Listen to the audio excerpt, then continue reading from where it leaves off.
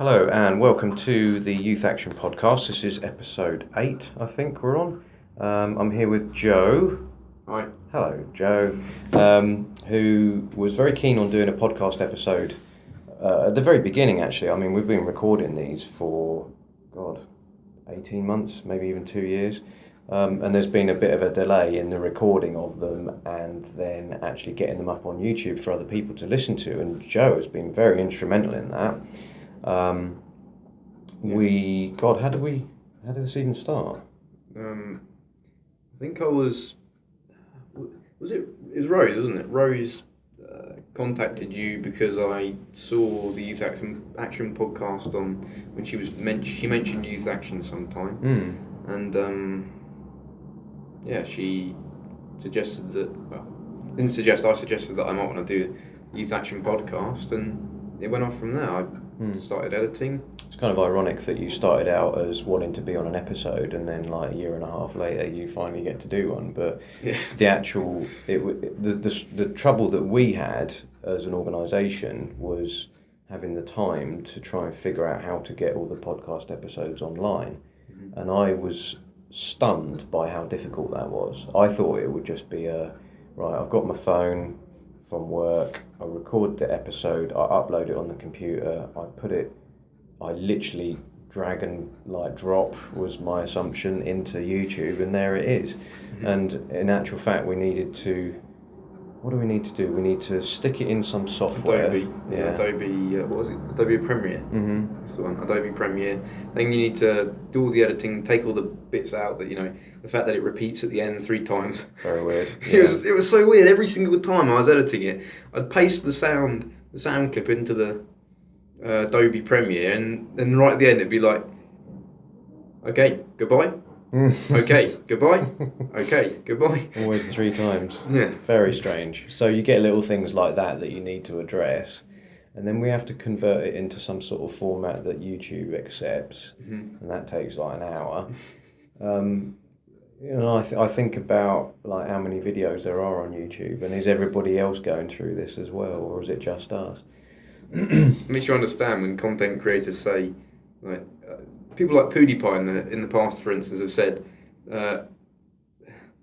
it can be tough, and you can sort of understand it, especially when they're trying to they've got this content, they've got to try and compress it down to whatever it is, below 10 minutes, especially if they want to get ads on their videos. They do it, but they get a priority, don't they? Yeah, just to do with that. But it makes you realise just how much work does really go into editing and YouTube and everything. I think about the podcasts that I listen to, and there's the Joe Rogan one I'm a big fan of. I've mentioned before. He does at least 3 a week, and I know he's got a producer. He has somebody so I've got this image of they finish recording, they probably take a picture, which we must remember to do, and then they what's his name, Jamie. Yeah, his guy Jamie, he kind of uploads it all, and I get the impression that Joe goes and does whatever he needs to do, and then his producer Jamie does a bit of the editing stuff. I don't think he does a lot of editing. They don't need to. They're in a sort of proper studio, as it were, so they don't have to cut anything out. But I imagine he, at the very least, scans through it, if not listens to the whole episode just to check that it's on point, maybe the sound levels and stuff, because he is a sound engineer as well, and then releases it, and we just download it onto our devices and off we go, kind of thing. It just sounds like it would be dead easy. But yeah, so to conclude, it was a difficult process. I'm glad that we could bring somebody in that was interested. I kind of half think that if we hadn't have brought you on, they would still be sitting on the computer, not getting out there, because it was just never really a super priority. But I definitely felt a sense of a bit of loyalty, I suppose, by the young people that had volunteered to be on the podcast. It fills you with a need to get it out there at the very least, just for them. So that was quite a long drawn out process. But yeah, so here we are. We're doing episode 8, which will likely be the last episode, because in case everyone's unaware, Youth Action's going to be closing down. I mean, technically it finished at the end of March, but we're in this sort of decommissioning period.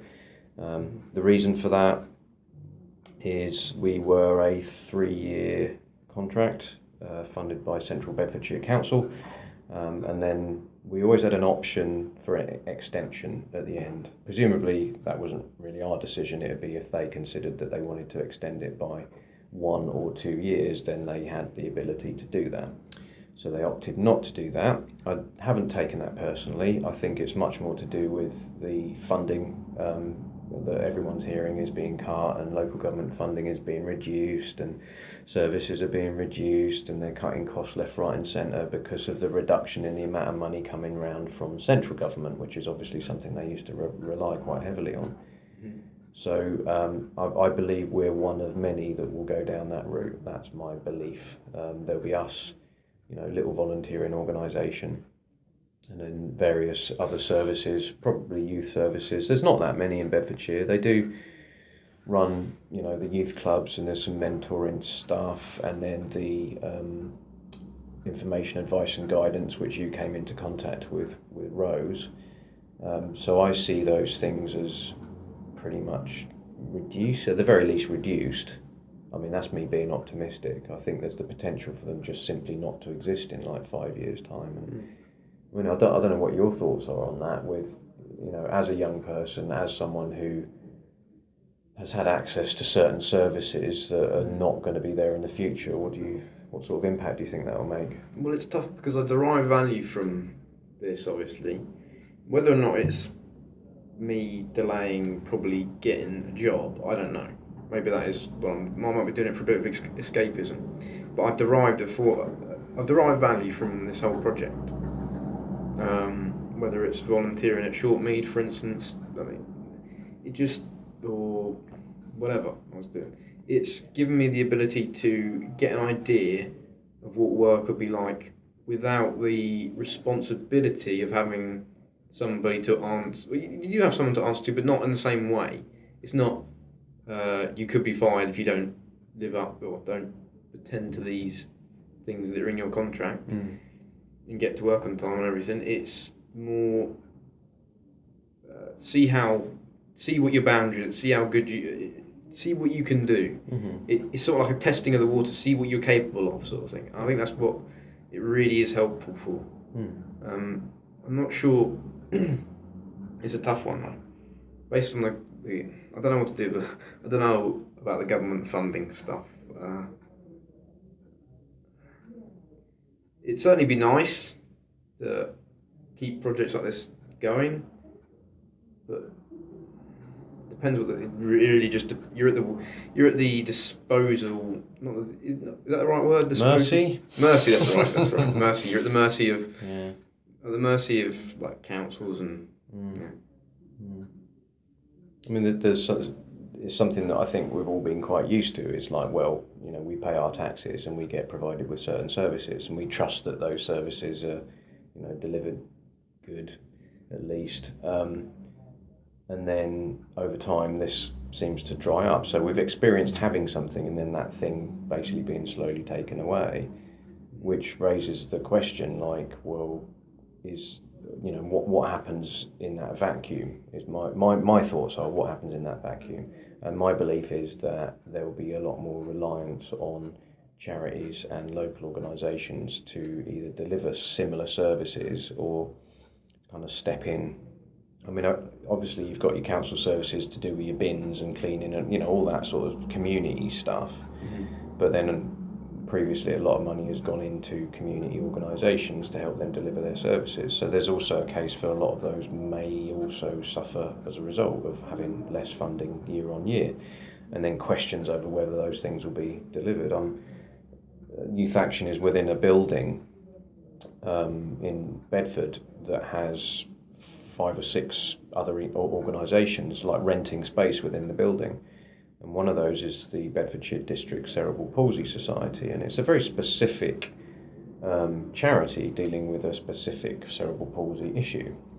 And they have enjoyed, I guess, funding from at least one of the councils, maybe 2, and have consistently delivered that. And then I see them and they're talking about the reduction in funding, and all the staff just seem exhausted. They're obviously doing more than they're paid to do, and I think that if the local councils think that that is what everybody's just going to do as a result, then I think that will have a limit to it as well. I mean, I think about the young people that I've worked with over the last 3 years and sort of wondering, I wonder how they would have done without a project like this. You know, in some cases it got certain people to jobs, like apprenticeships in one example recently. And it's not to say that without Youth Action they never would have got there, but I think our approach, particularly with the one-to-one stuff, it certainly helped. I think, you know, I've met with like one kid who was super isolated, and his sleep patterns were all over the place. He was practically on a night shift because he just had no routine, and as a result, it seemed like his communication skills were sort of failing somewhat. He just sort of started to forget how to talk to people. So if you remain in that state, then I think it continues. And you need to find a way to kind of reverse that process. And I think Youth Action played a part in reversing some of those processes of, at the very least, getting somebody to their volunteering placement, or talking over any issues, or having conversations about difficulties that young people might be facing in their volunteer placement. Mm-hmm. I'm looking at you, you know, with the thing that you came in with this morning. So I don't want to dig you out necessarily, but I think it's worth talking about is you going from someone who kind of had no routine to some, and then the difficulties that you had maintaining that. So, you know, what are your thoughts on that? Well, I think it really helps that this kind of mentor program really helps people that are a bit more introverted, like me. I'm quite an introverted person, and it's especially if you haven't got the communication. If you haven't got the communication, and you haven't got the sleep pattern, not only the sleep pattern affects the communication, but not only that, it makes you, gives you like a guilt-ridden feeling when you're trying to talk to someone and you've done something as silly as staying up till 3 o'clock in the morning and then going to sleep and then you're late for your work or whatever, and then you explain that to someone. You know that what the person is going to think is just disappointment. It's utter disappointment. It's going to be like, how do you know, it's going to be that, because it's seen as a non-issue, right? People that are already in a routine they assume automatically that it's easy the fact that they're in that routine is easy, mm-hmm. because they don't have, and it's probably to do with addictions, like for instance gaming is one of the, I'm sure there is some sort of dopamine reward center circuit that is just dying to play on video games. I'm pretty sure, because I wouldn't have put off stuff that I have in the past, like I have, because of video games, if they weren't in some way mentally rewarding.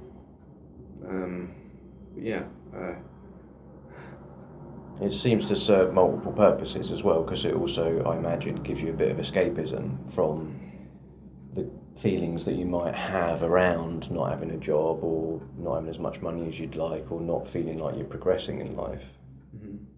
Do you think that serves that kind of purpose as well?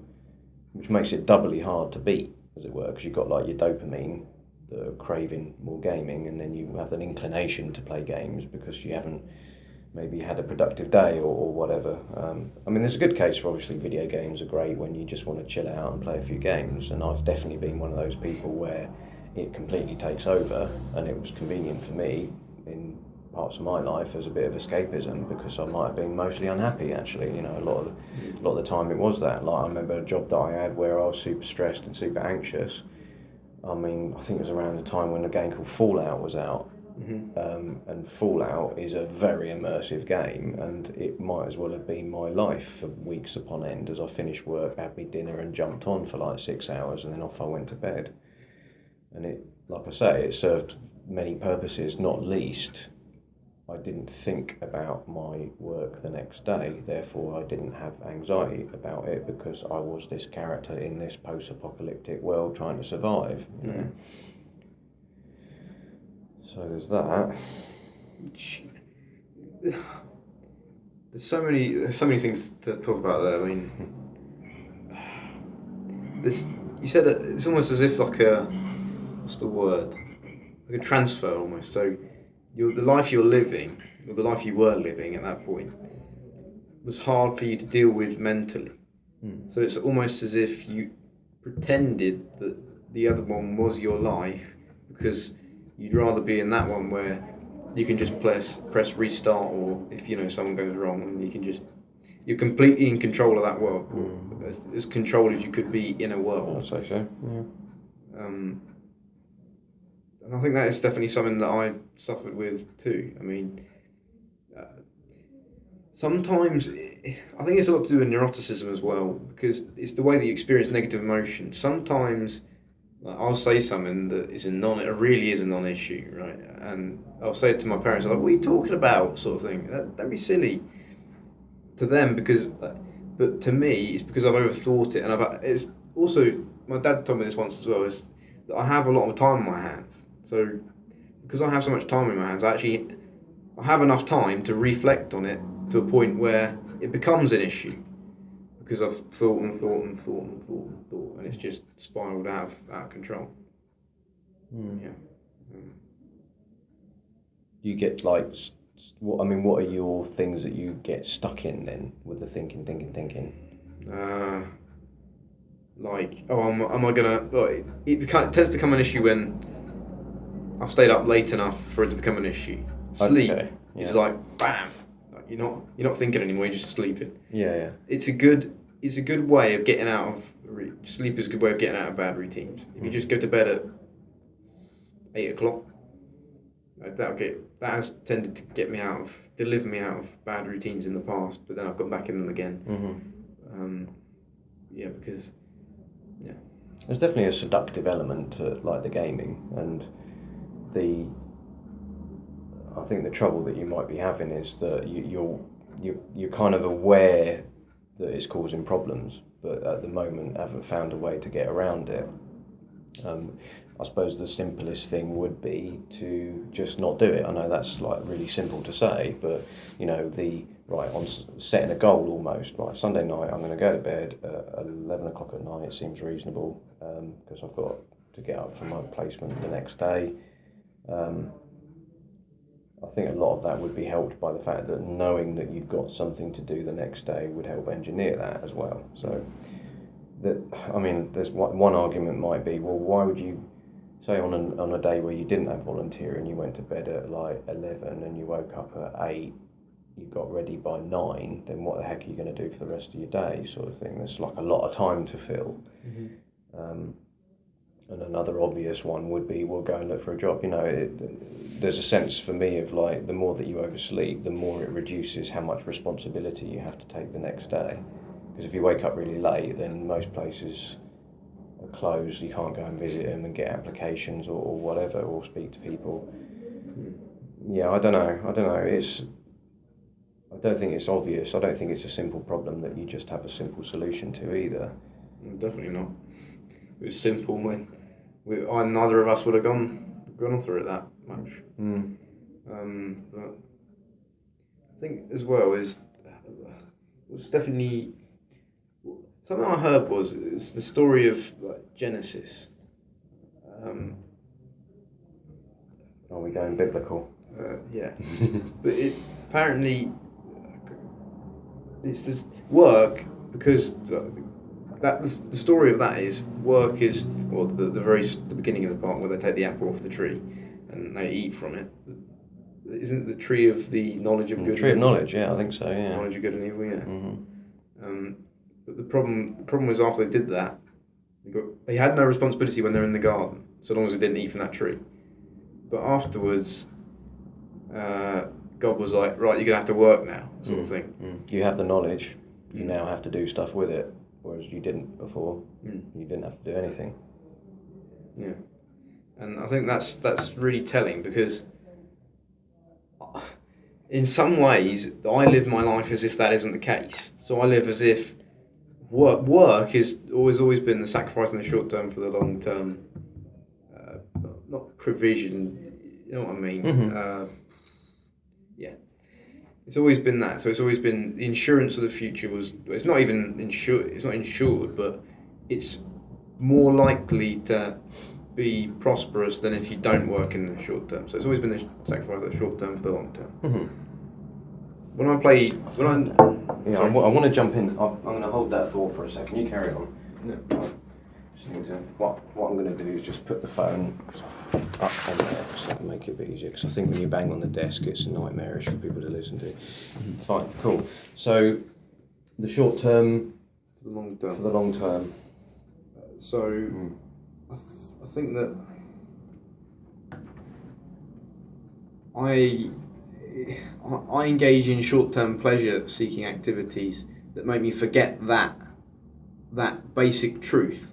I think it's ingrained in human psychology, and in order to try and forget that, I kick myself with short-term dopamine releases to try and ignore the fact that I'm not getting the big dopamine releases from the classic sacrifice that is work and responsibility. You know? Yeah, I've been talking to you today about, gosh, that's very loud, about seeing Jordan Peterson, and you and I have talked often about him. I kind of do want to segue slightly into it just to kind of get the word out there a bit, but one of the things he did talk about is that is almost like the definition of work. The definition of work is short-term sacrifice for long-term gain. It really is that simple. So not just from a sort of money point of view, but like an experience point of view, setting you on the path to sort of greater things. You know, starting a certain short-term job with a short-term sacrifice can lead to a long-term cool job that you might really like, that's really well paid or whatever. You know, or I suppose payment isn't always the mark of the long-term gain. It can be just satisfaction. Yeah, I think, and a lot of the things that came up when I saw him last night was the sense of purpose. That seems to be very important to human psychology, is doing things that make you feel like you've got a purpose. And I have talked about before on previous episodes about my friends who are, they're okay in their jobs. Like, one is very miserable in his job, but at least he's a father, you know, at least he's got a bit of a sense of probably a purpose there.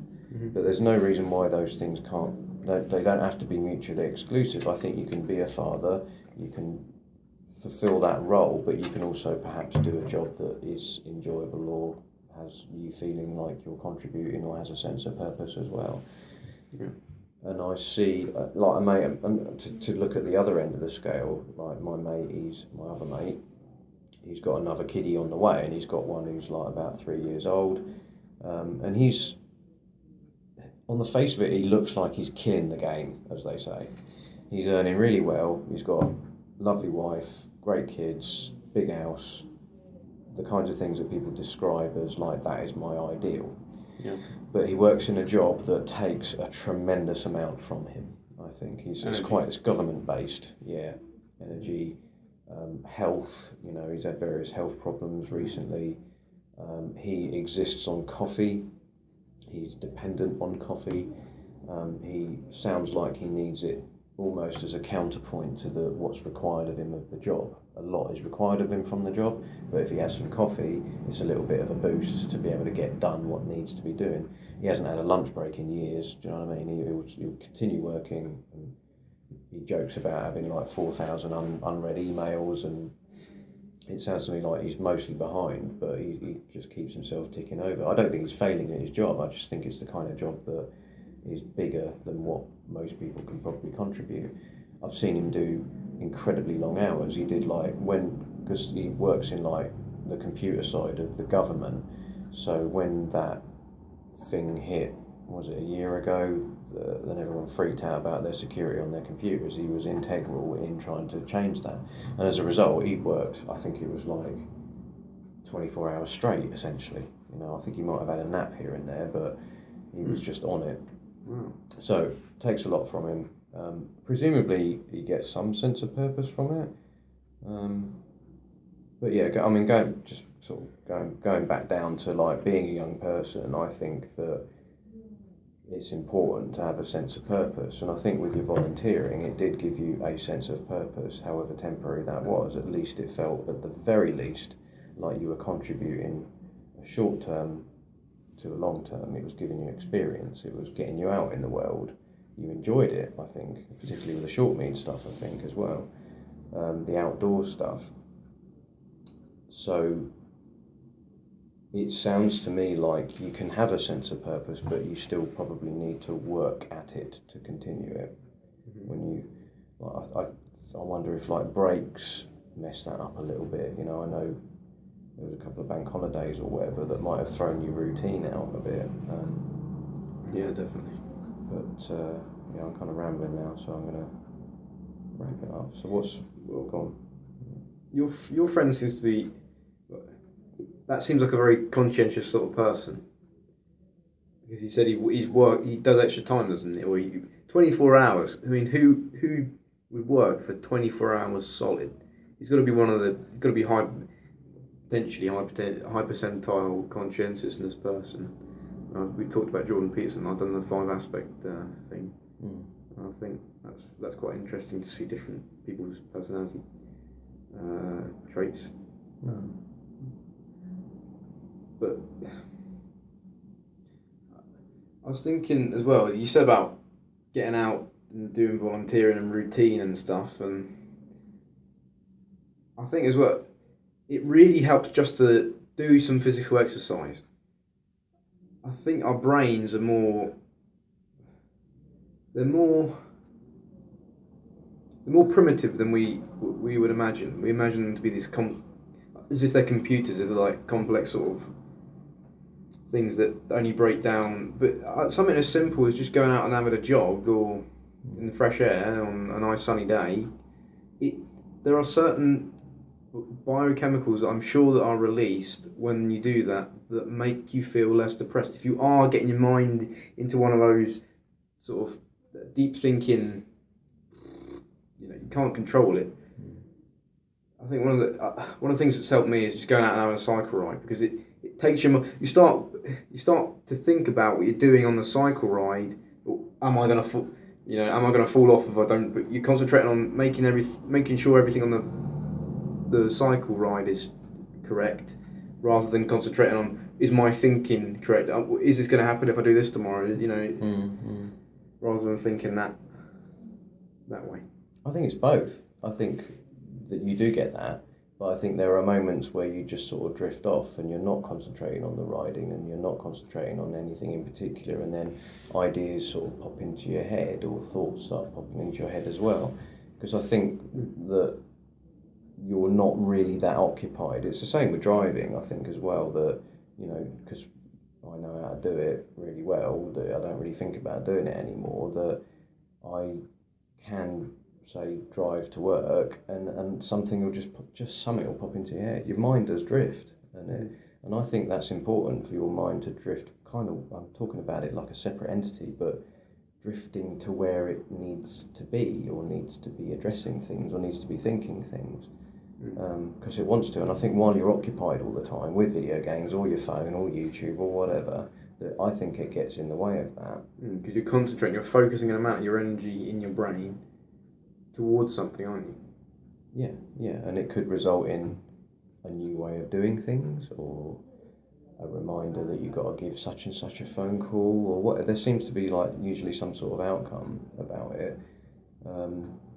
I had one example recently. I'm designing a board game at the moment, and I got that purely because I was driving home and this idea just popped into my head, and the temptation for me to carry on listening to the podcasts that I'm so into, I was listening to them. I wasn't really listening to them. My brain wanted to think up this board game idea, and I kept getting in the way of it, of trying to get the podcast going. So after I used that button that jumps you back 30 seconds multiple times, I would just shut the thing off. I was like, right, obviously my brain really wants to have no other distractions right now. I'm going to turn it off. And I just kind of allowed the thoughts and the ideas to come through, and it was kind of enjoyable.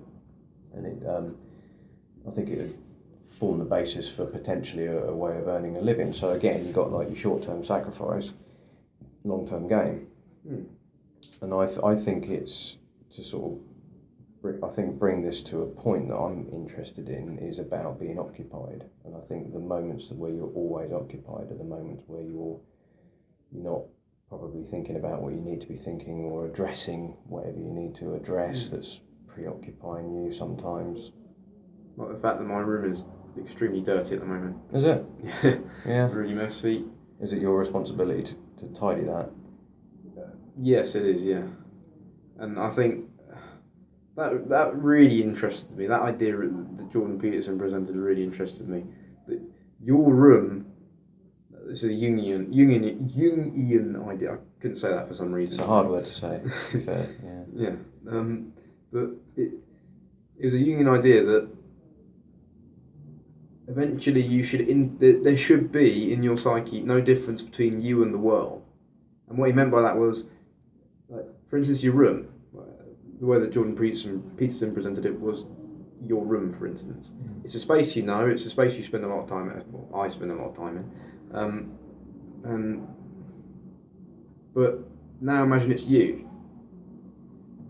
And it just told me so much about myself, because it's messy, it's disorganised, it's I don't know what good things you could say about it, but it's, yeah. Needs work. Needs work, yeah. Needs work. So like, going back to what we were saying about you having so much time on your hands, then why aren't you dedicating any of that to said room? Because it's obviously great, you've noticed it, and that's the beauty of being a conscientious person, is that you usually notice things that are unavoidably there in your face. I haven't done it because too many distractions. I feel like I'm a parent at the moment, just like, why haven't you cleaned your room? And you're like, oh, because of this, because of that.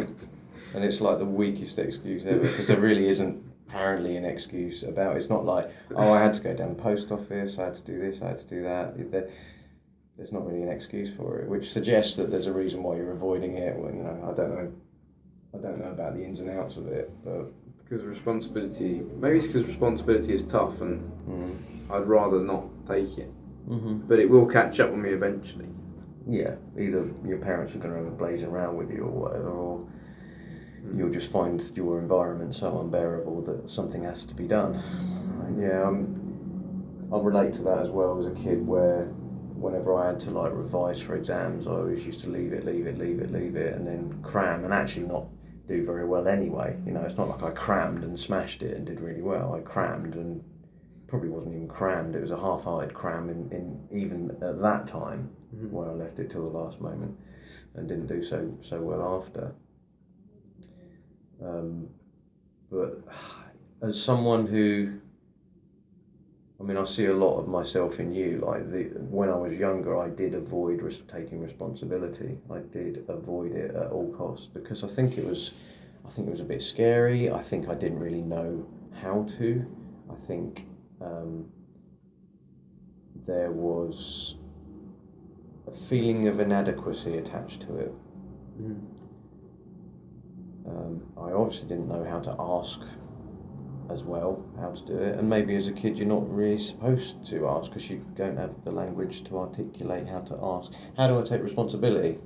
Doesn't really sound like an easy thing to do. But I think part of, again, Peterson again, but talking about being a parent, was the idea of being a parent is to kind of introduce the concepts of taking responsibility. He used this idea of, it was quite cool, it was he had like a young son, maybe 3 years old, and if you say to a 3-year-old, go and lay the table, they haven't got a clue what that means. They won't have any concept of what laying the table is. They'll just look at you kind of dumbfounded. But if you break it down into like tiny segments, like, here is a spoon, can you take that spoon? I'm like, yeah, I guess they can. Yeah, that's something they're capable of doing. Can you walk over to the table? Yep, can do that. Can you put the spoon on the table? Yep, cool. And you give them loads of praise. Well done. You've like contributed to like 20% of laying the table. And then next time maybe you want to give them a fork or whatever. A safe fork for a 3-year-old. So I think a lot of taking responsibility is breaking it down. Like, so maybe we can do a little intervention here. So you've got a really untidy room. Presumably all of it is untidy, or are there segments that aren't?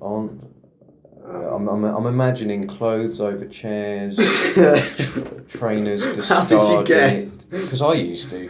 Trainers discarded if you have trainers in your room. I mean, I didn't. They were all downstairs. Bits of paper, like of applications or stuff that you've got to write. Blobs of blue tack. No. Pens, maybe a few pens. Yeah, pens. Just desk. Well, the desk, some sort of desk where it had a purpose, but that purpose has been overridden by just being a storage area for stuff. Again, because I relate to that. So how do you break this down? So maybe you just, because this is definitely something I relate to, is when something seems too big, I avoid it. But I'm convinced that breaking something down into manageable chunks assists towards the end goal. So if you were look at us, do you have a chair with a load of clothes over the back of it? Yeah. Alright, I'm putting words in your mouth. Can you identify a place in your room that if you were to spend 15 minutes tidying, you could do that? Yep. What would that be? Desk.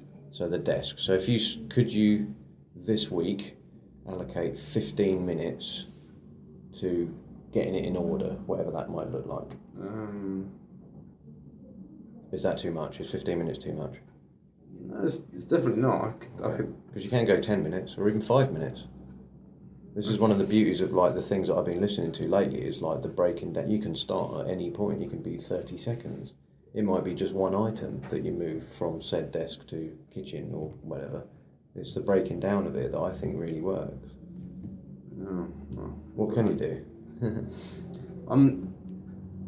I did the personality. You said I was I'm not saying you were wrong. I did the personality test that Jordan Peterson did. Pioneered with a couple other psychologists, and I think this maybe offers an explanation as to why I'm so useless at even spending 15 minutes and tidying my room. Basically, I found out that I am the zero. How do you say zero th? I have no idea. Zeroth percentile of agreeableness. Right, so I'm just really disagreeable. I'm so disagreeable that out of 100 people in a room, I'd say no to something I didn't want to do before everybody, 100 people in that room. And conscientiousness as well. I thought I would be high in it, but I wasn't. I was like other end. I was really unconscientious. 0th percentile, 1st percentile for that as well. Is one of the scales avoidance? I don't know. I think it's. I thought one of them was. I think it's the least work you can get away with. Okay. Sort of thing. I'm very like that. Okay. Well, I mean, if you've got like 4 mugs on the desk or whatever, then you just put one downstairs. That sounds to me like it would fit with your doing the minimal amount of possible. But by doing that minimal amount, you've now contributed to a percentage of tidying said desk.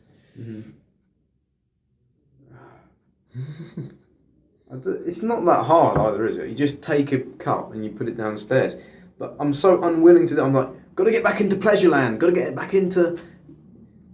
Jordan Peterson talks about it like what's it called? It's called Pleasure Island out of Pinocchio. He analysed that and said, basically, I'm not going to this is obviously be paraphrasing and not even exactly what he did say, but it's the avoidance of responsibility, going over to Pleasure Island and acting as if responsibility doesn't exist, whilst engaging in short-term pleasure to try and distract you from the fact that you're not taking responsibility. Perfectly put, I think. So me, that's running off onto the computer and, haha, isn't that funny? Memes, that sort of stuff, and then games and stuff. I'm certain that that's not just you. Could that just be a feature of like modern times where we have so much need to take responsibility, yet so many distractions? Yeah. certainly is, but it's not something that's, I wouldn't say something that's first to this time period alone. I mean, there's always been stuff, like back, for instance, in the Roman times, that they still had colosseums and stuff, didn't they? And entertainment. There's always something Yeah. to entertain the masses, as it were, you know. So it might have been TV, perhaps for my generation, a bit more, because we existed at a time where there was no internet, but there was plenty to watch on TV, plenty of distraction, 24 hours, kind of always there. And then you look at video games, which are not like televised, so you can just pick up and play. So yeah, there's an argument perhaps for, there is just as much distraction these days. So, so that suggests that if the distractions haven't changed, then the need to take responsibility hasn't either. or has lessened. Oh, I see what you're saying. Like something's wrong between these two things. Like there was an equal amount of taking responsibility as there were distractions, but people got by. I am that generation. I'm doing all right. I got money coming in. I got job. All the things that you probably want out of a fulfilled life. So the next generation, I'm thinking, using the examples that we had earlier about some of the kids that we work with that did not know how to take responsibility, yet they've still got the same amount of distractions. It sounds like it's the responsibility side that needs working. What aren't people being shown? People aren't being shown the way. I don't know if that's a parental thing where maybe we're at a time now where the generation that had difficulty taking responsibility has now had children and they don't know how to teach them how to take responsibility. I don't know if it's a perpetual generational thing. It's people. I guess it's people that are scared. Parents that are scared to discipline. Because if you do it wrong, it can lead to. And it depends what you mean by discipline as well. Different people have different definitions of discipline.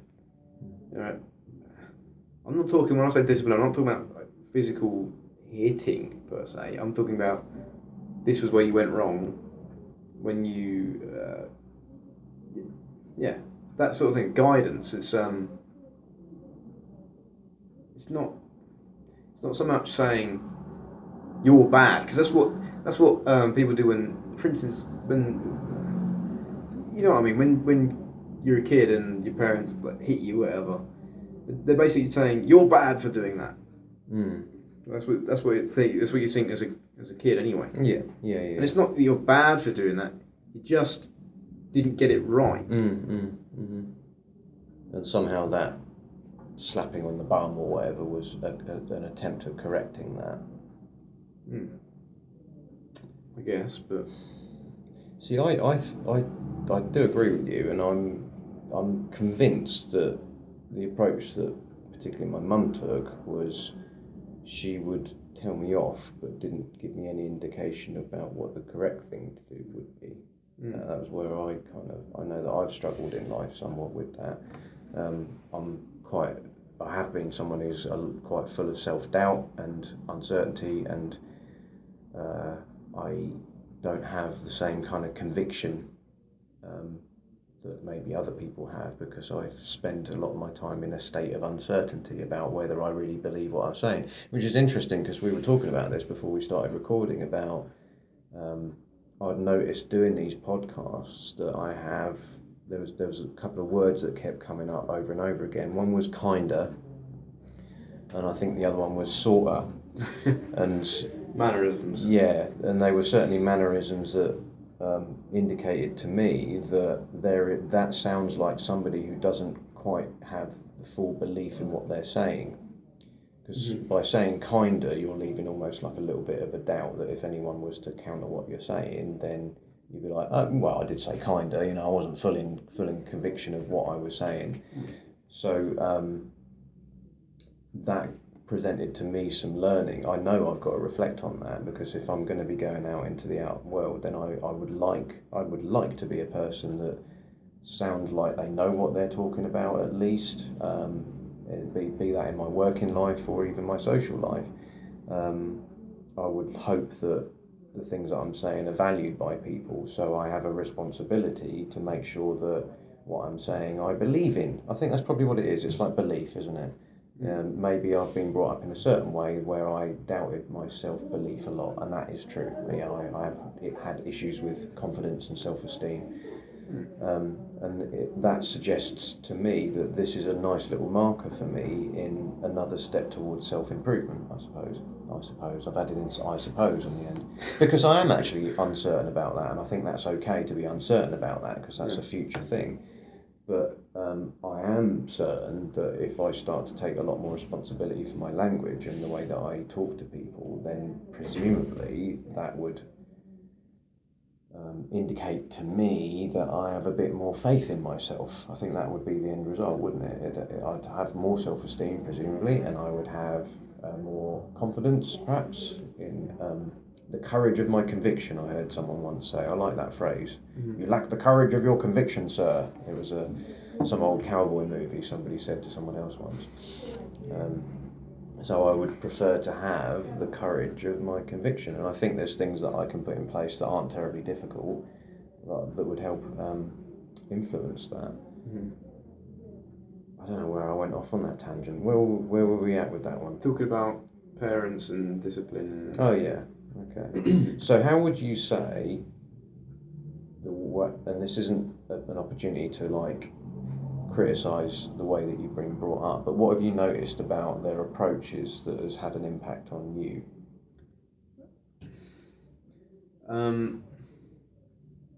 Before they were very assertive.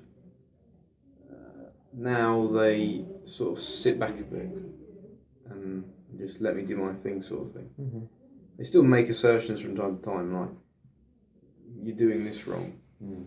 But I often ask, like, why? And as you said before, your mum didn't give you an alternative to what you were doing wrong. Very similar thing with me. I'm told something is wrong, but it's not encouraged that I do what they would deem as right. You know, and I think that's really, you got to have that if you want that dynamic. If you want the, you know, I say that a lot as well. You talk about mannerisms. I say you know a lot. Yeah, so, they're common things I think that most people say as well. But then you're also adding it onto something you're saying, which is you're kind of assuming you're a parent's approach as well. You don't actually genuinely know what their reasoning behind that is either. Because I was thinking, like, and I'm not a parent, but it's certainly a difficult job. That's a cliche to say, but maybe your parents are kind of finding their way as well, because they've tried the force you down a certain path, and presumably you've reacted against that, so they've backed off a bit, and maybe they are still trying to find that like middle ground. I mean, that's a good question for parents in general, is like, how far is far? You know, how far do you push your kids towards doing things that you think are for their benefit, and how much do you sit back and let their sort of creativity and their spontaneity come to the forefront? And that must be one of the definitions of the difficulty being a parent. It's like, where do you sit in that, like, what's best for your kids? And that's a tough one. I haven't got an answer to that, and you probably haven't, but there's a sense of, you know, everyone's trying to do their best, I guess, and maybe not getting it right a lot of the time, but at least trying to correct on the way, perhaps. I mean, yeah. Well, it's kind of on the topic, but I can remember, we were talking earlier about purpose. I can remember the age that I was when I asked myself, when I became what I deemed to be self-conscious, when I asked myself the question, what is my purpose, sort of thing. Before, I wasn't living in, you know, before the age of 13, you sort of exist. Yeah. Yeah. You sort of have fun, do what comes to you, sort of thing. And it's that transfer of what is my purpose? Where am I going in what direction am I going in this world? Yeah, something that probably 11 and 12-year-olds don't really think about. What is my purpose? Yeah, but there comes a stage, I suppose, presumably, again, around puberty, maybe, where you start to... Brain stuff. Yeah, neurological pathways open up, all sorts of things start developing that that comes a point where you start asking those questions. That must be a questioning age as well, isn't it?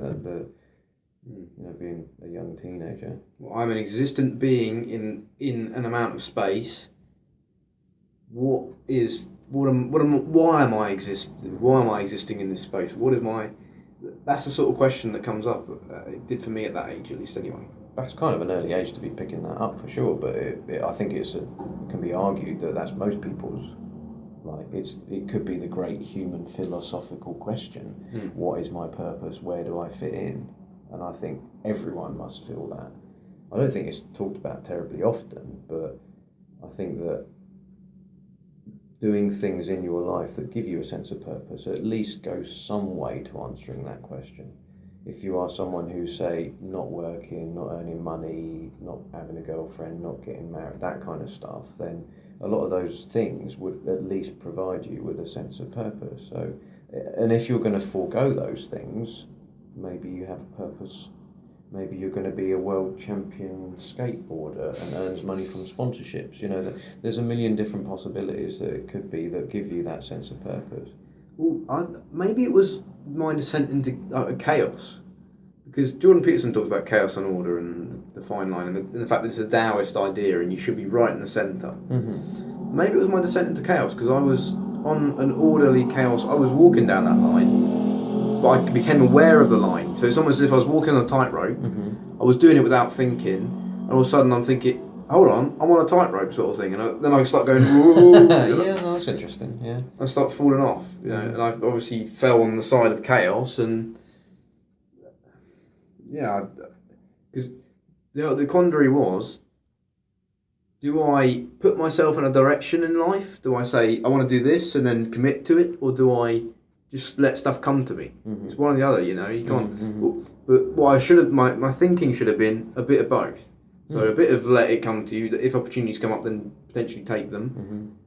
But also, you've got to give yourself some form of direction. Otherwise, you're just going to stay here, and you're going to go along until you just fall off a cliff or something. Yeah, I agree with that. You kind of have to put yourself out there to create the opportunities that come to you.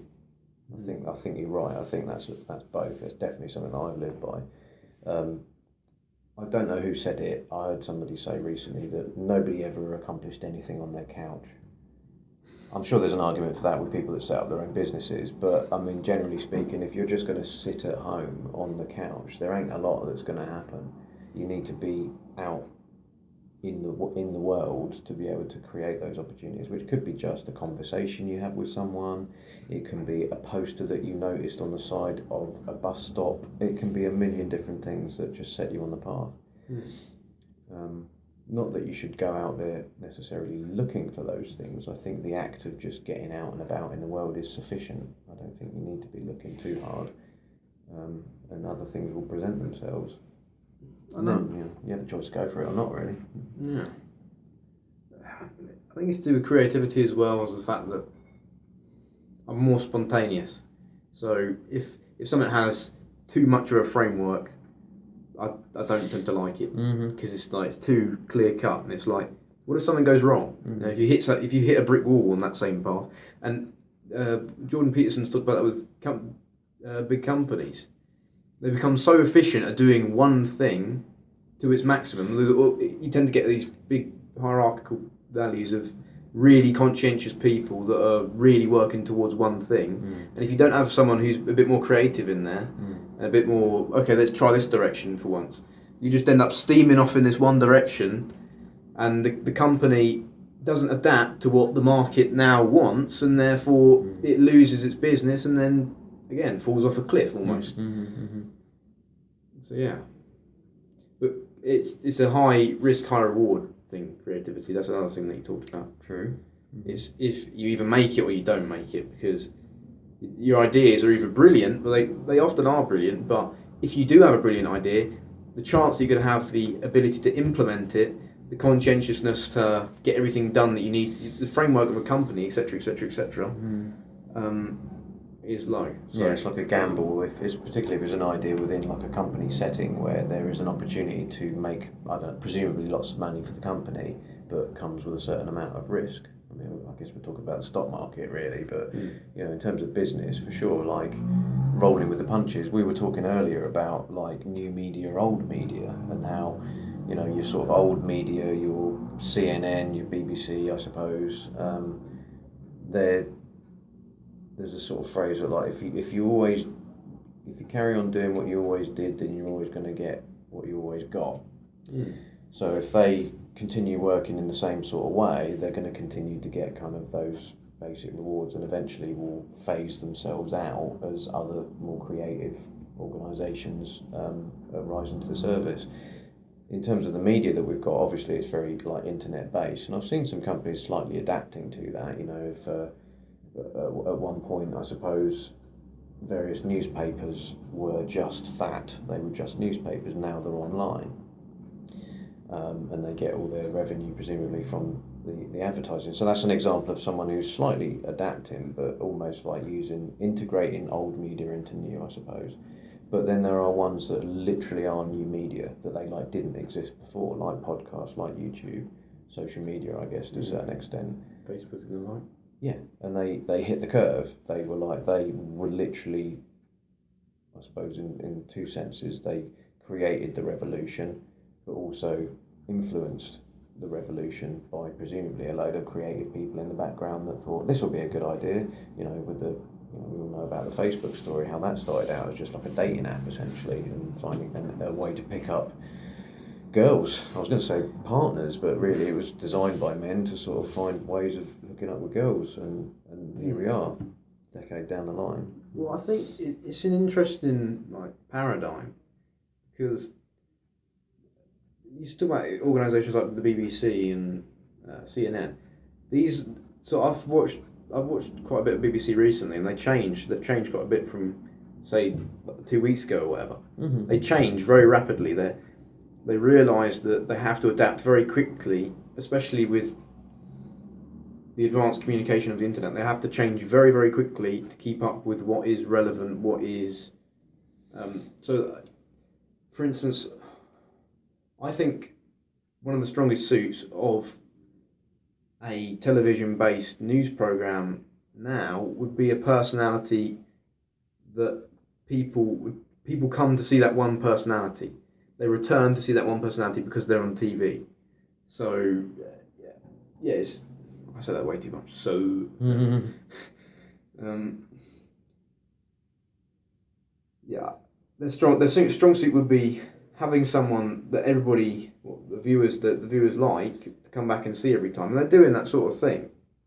They're having people on, they're having personalities on more panel-based, like little cut shows that they have. The newspapers, for instance, I think one of them is called. And sometimes it is interesting just to hear what's the debate, because sometimes they have a bit of a debate. Sometimes it's the ideas aren't very well founded, but sometimes you get some real good debate on political ongoings. So it can be good for that.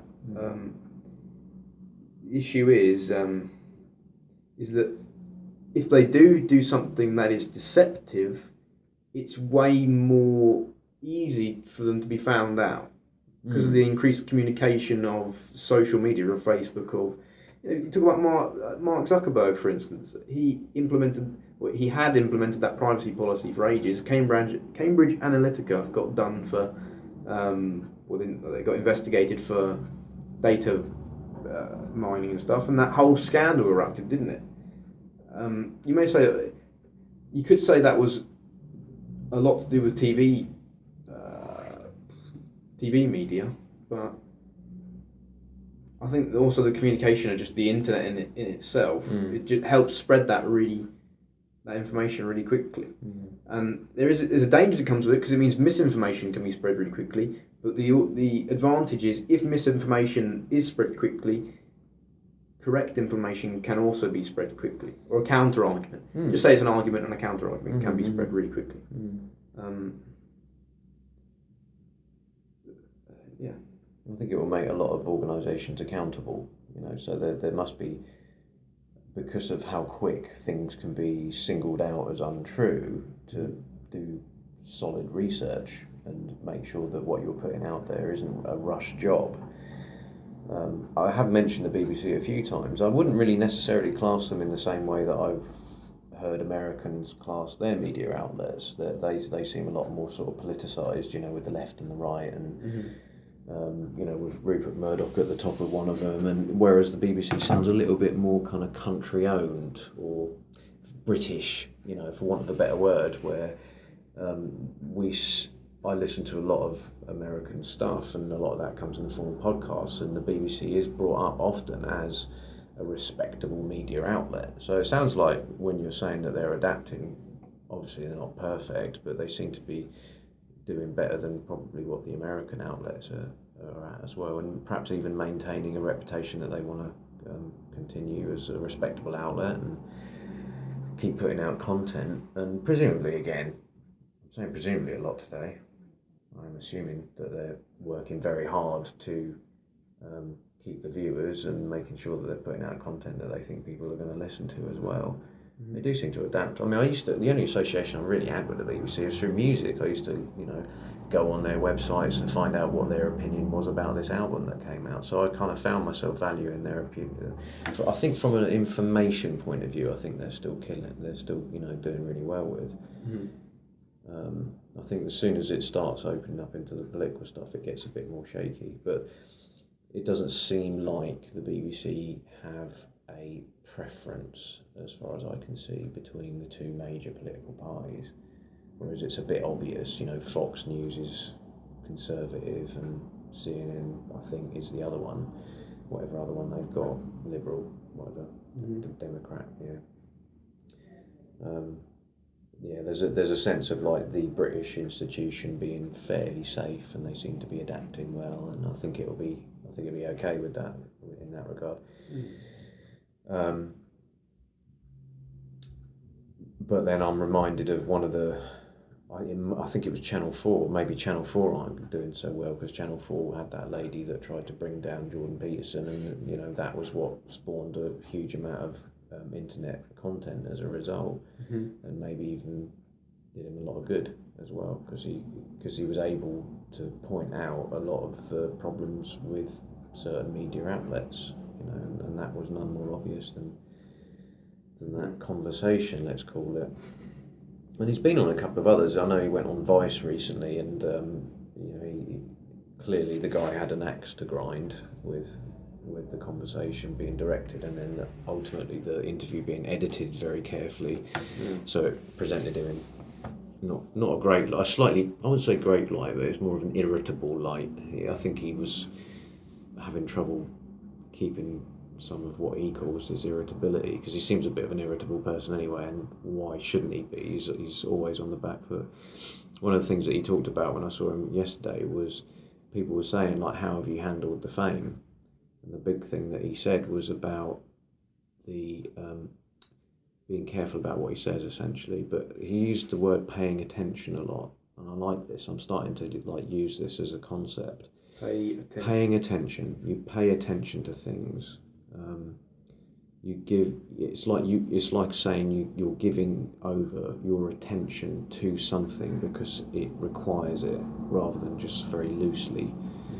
And what he's been doing is paying attention a lot to what he's saying. So he's a very considered sort of person, and you can tell by the way that he's talking that he's 3 or 4 steps ahead in his own mind about, does this sound right? Do I need to change that word to this word because it sounds a bit, that kind of. I think he's engineering his speech somewhat, so that he doesn't get in trouble or whatever. I don't think he's worried about getting in trouble. I think he's just worried about having either things misconstrued or saying something that either he doesn't believe in or is actually untrue. Because he talks about the truth being the most important part. Sometimes it's just trying to find the right word, isn't it? You put a word, when you form a sentence in your brain, you just go, like, you put certain words in certain places and then you sort of play it out in your head. And sometimes words can be really inappropriate for what message you're trying to convey. And sometimes people have different definitions for different words you have, and this is, I guess, the limitations of human communication. But comes with practice. Yeah. Which is what I was saying before about like that young lad I worked with that was essentially losing the ability to speak. And the reason for that was he really wasn't talking to many people.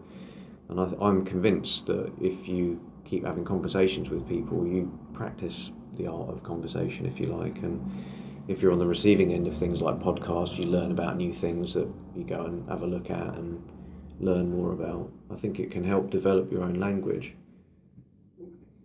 It's tough because two introverts, if you're an introvert trying to get better at being extroverted, you probably wouldn't. You probably go to an introvert, but someone who's more an extroverted introvert than you are, because at least you can relate to an introvert. And some people don't always make it. I'm like that as well. I'm a little bit. You talk about whoever that was. I'm a bit like that as well. It's sometimes tough for me to make conversation with people. It seems awkward, but some people make it easy for you, and some people don't. I see. Yeah, it's nice to have those people in the room. I remember feeling quite grateful that if I'm going into a social event and there is such and such there is an instant slight relaxation from me, knowing that they'll be able to lead the conversation and steer it away from any uncomfortable silences or whatever. So the responsibility wouldn't be on me to try and generate a conversation, because I know how that goes as well. Like, I'll just blurt something out just to kill a silence, and it's like, where did that come from? I've done that many times. Yeah. But you seem quite. The mere fact that you went out and searched for someone to be at that event so that you could have someone to talk to, you are making a move towards anybody, right? And I think that is the problem. That tends to always be the problem, whether it's with women, anybody. Starting a conversation is always tough to find out how to start it. You know what I mean? Yeah, I agree. I think that's something that I've always struggled with, is the starting part. The ignition. Yeah. Spark plugs. But once I'm going, I'm usually all right. You can usually, and I managed to sort of have a bit of a cheat code for that when I was younger, when I learned that if you just ask a question, that's all you need. I suppose you've got to think of the right question, but it could be as simple as like do you know James? Like, how long do you know James? That's something like that can be just a starting point, and then you're away. And I think it's something that a lot of introverted people do struggle with, is the social difficulties of going somewhere where you might not know everybody, to the point where I think some people quite often choose not to go, and I've done that before in my past as well, whereas I tend to embrace it a lot more these days, because I just got better at it. I just kind of practiced it and kind of learnt on the way, because there's not really any cheat code for socialising, I don't think, without drugs, I suppose. The world shapes. It just shows you how the world shapes you as well. Because if you are asking questions of people that you're trying to start a conversation with, and they, for instance, just say, "Yep, yep, yeah," I mean, I've done that before myself to people's questions, because I'm just really not in the mood for talking or whatever. But someone not being in the mood for talking can affect you and make you, especially if you're an introvert and you're trying to be extroverted, can make you think, what? Because you always look inwardly. Well, am I doing something wrong? I mean, I thought asking questions was how you start a conversation. It starts the self-doubt in your head, and yeah. It reminds me of something I saved. I don't know if I've saved it on my phone. Bear with me a minute. I saw it was like a quote about being introverted, and how often introverted people can be a bit judged. So I remember when I was younger that people would describe me as, he's all right, but he's a bit quiet. That kind of, it was almost like that was the negative side of things. And this thing came up on Facebook a little while ago that you might relate to. So it says, yes, I am an introvert. No, I'm not shy. No, I'm not stuck up. No, I'm not antisocial. I'm just listening. I'm just observing. I can't stand small talk, but I'll talk about life for hours. I'd rather be home with a close friend or two than among a crowd of acquaintances. Don't scold me in public, don't embarrass me in public. Respect that I am reserved. And if I open up to myself to you, know that means that you are very special to me. So it's almost like you're selective about who you have these conversations with, but if you end up being one of those people you have a conversation with, then you're doing quite well with the introvert. I kind of like that, because it slightly excuses what I think a lot of people assume about introverts is that they're miserable or aloof and stuck up, like they were saying, or again just plain shy. Well, I guess maybe they can be, and maybe that's what a lot of people experience. Mm-hmm. The introverts that are like that. But what was one of the other things you said? It was in that quote. It said something like,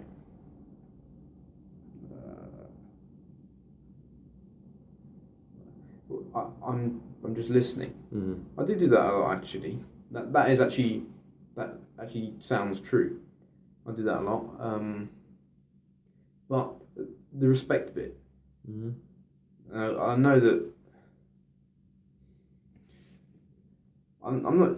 Do you think respect is earned, or do you think it's, what's the word? You have it automatically. Oh, like granted or not, or earned, I suppose.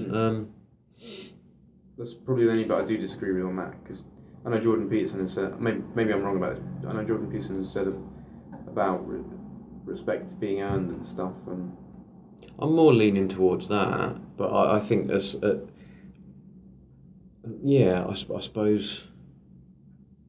I can't think of a situation where it would necessarily be just given over either, because I think you'd be a bit naive if you were to just automatically give. I think you hold yourself as well, because it's to do with a lot to do with serotonin. You talk about the lobster stuff. It's to do with if you hold yourself in a certain way. Yeah. Like you make people think that you're confident. They're less likely to assume that you're reserved or whatever. Yeah, yeah. A lot of that is it's a really tough situation because there's such a combination of factors. Should it be earned in certain situations? It might be earned. Some certain situations might be better if it's not. If it's just automatic, because in order to give someone respect, I think you have to know them, and that's maybe where I've gone wrong. Mm-hmm. I assume that people know me just from looking at me, and therefore they should give me, or they give me a level of respect I don't think I deserve, just because I hold myself in a certain way. Yeah, it's like being put on a pedestal sort of thing. You don't really need to be put on a pedestal. You just need to be respected at a certain level, which could just be for the purposes of a bit of human interaction. It doesn't have to be too extreme. I find that tricky. I suppose, like, who have I respected? Like my granddad. Did he earn it? I think he did because of the way he conducted himself. But you could argue, well, you always respect your elders. I came from a generation that was always respect your elders, so it was automatically provided. There's some wisdom in that, but...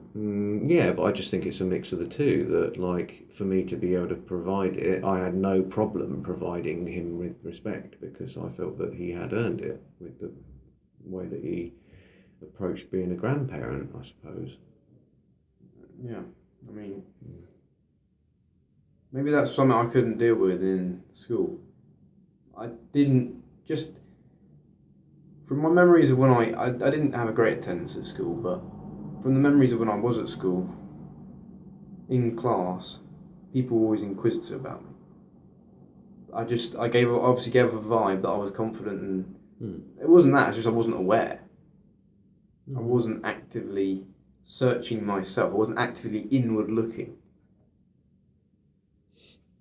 I think that just happens when you get to a teenager. When you're more outward looking, though, because I would have thought that being an introvert, one of the things that defines you is the constant checking out of your surroundings and the analysing and the understanding and the trying to negotiate your way through life requires a lot of external thinking and resources. But then maybe you bring that back into yourself as well, because it elicits a lot of change. Like if you think, like, okay, I've observed this person and I don't like that person, so going inward, I'm going to avoid that person. So maybe it's sort of hand in hand with each other. I just always associate with like introverts being observers of life, as I am myself. Yeah. And I think a lot of that has to do with that they kind of go hand in hand. So an introverted person isn't really terribly a part of society. You're a bit isolated. And I think the observation comes with trying to figure out, how do I get from where I am here to over there, which is a thriving member of society. I think it goes without saying that an introvert is probably values individual freedom over group identity. You probably value the fact that they can. Something else that Jordan said was that if you are introverts can't be around people for too long. Like they need a break. They need to. If they are, it wears. Social communication wears them out. Maybe I'm not as introverted as I think. I might be kind of introverted, but maybe I'm not as introverted as I think. But social communication wears them out. And I know I have got back from certain parties and just feel exhausted because the external stimuli of all these different people talking, there must be some sort of subconscious stuff going on as well. I'm hearing everybody else talk and everything. And all this is it's a lot to take in, and I know that I need a rest afterwards. Like, I couldn't do that. If you went to you couldn't go to a party every single night. Well, I couldn't, at least anyway. It would wear me out. I needed a couple of days to myself, or just get my head straight and just.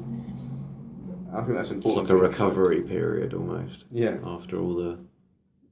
Yeah, because I think that like extroverts presumably would be thriving in that kind of environment. They would be out there going, yeah, cool, kind of bouncing off ideas off people, bouncing off people conversationally. And that almost like is they're the ones that get the energy from it. Maybe the introverts have energy taken away from them. Yeah, I haven't really thought about it like that. It's exhausting at times. I mean, I know like as someone who has a bit of Asperger's, I do get a bit overwhelmed if there's a lot of distractions, usually mostly like through sound. I was in a social event last week and I was trying to explain the rules of this game that we were playing, and it was a pub or something, and it was just very, very noisy. It was really hard to concentrate on what I was saying to convey to them. So yeah, it can be tiring. Where's the fact that we're more on the autistic side? You said about Asperger's or Asperger's. Asperger's, I think that's how you say it. I should probably know. I've got it, but I think it's Asperger's because I think there's the joke, isn't it? You're an Asperger. I think that's what it is. Asperger's sounds a lot better, but I think it's burgers. Yeah. Yeah, I'll make sure that nobody can make that joke. Yeah. But I think we're somewhere on the spectrum. I know I am. How about you? But I would say I am, and then I'd say a lot of people are. I think a lot of people have said, "Oh yeah, we're all on the spectrum in some way," and that might be true. Some more than others. Who knows how wide that spectrum is? I don't know, but finding that out did assist me in life somewhat as well, because I was able to give myself a bit of a break and forgive myself a little bit for some of the social inadequacies that I felt that I had in life. Like, oh God, I screwed up that social situation. No, you just got Asperger's, so it affects those kinds of things sometimes and makes it hard to concentrate and be present, let's say, in social situations. We've been going about an hour now, so I think we might need to wrap it up. Sounds good. And I think I want to finish with you and where you're at and what your plans are. I think might be a good thing to touch on. So you've done volunteering with us, you've done a bunch of hours, you've got at least 2 certificates, I think, possibly 3. Reminds me, we'll have to get your hours logged.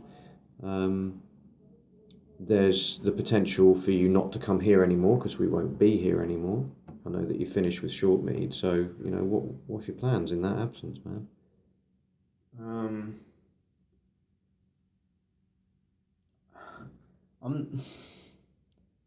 Again, I know it's a cliche, but I don't know. I haven't got a clue, but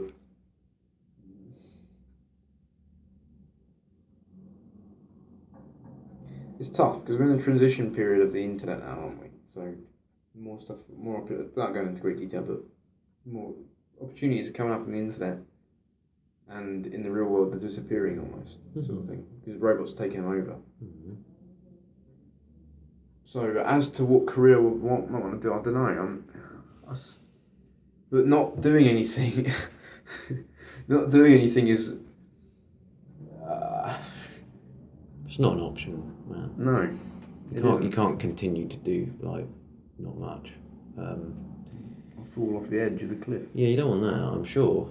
I feel like there's two strands that you can go down, and one of them is media because of the volunteering that you did, and some of it is the outdoorsy stuff. I would really like to do that, but I don't know if it's a combination of the two, but like with seeing you working at the Shortmead and like getting amongst it, and how you were saying that you don't like walking into environments that have got like a lot of rules and stringent structure. That says to me like the gardening sort of stuff and getting amongst nature sounds like it's within certain parameters, but they're not so fixed that you would find them objectionable.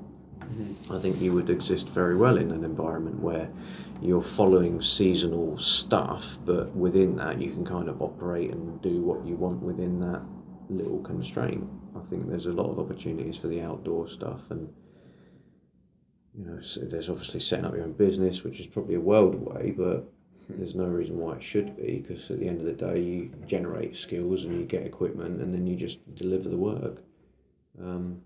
But yeah, I mean, like going forward, I'm sure it'll be, I'm sure we'd all at some point in our lives wanted to be video game designers, which suggests that we just get to play video games all day. But that's very rare as a career, I think. So yeah, you need to think outside the box a little bit. It sounds like it's a case of like just watch this space at the moment and see what happens, but not fall back into the old routine. Yeah, I think if you're not doing that, that's absolutely a step in the right direction. If you haven't got a job or you haven't got any volunteering placements, avoiding the bad routine is pretty paramount, I think. No, I'll start with tidying my room. Yeah, that's get that done, then maybe we've got a chance. I think that's a great start for sure, and I think a great way to finish as well. So, message out there for everyone else as well is tidy your own room. Signing out. Bye bye. See ya.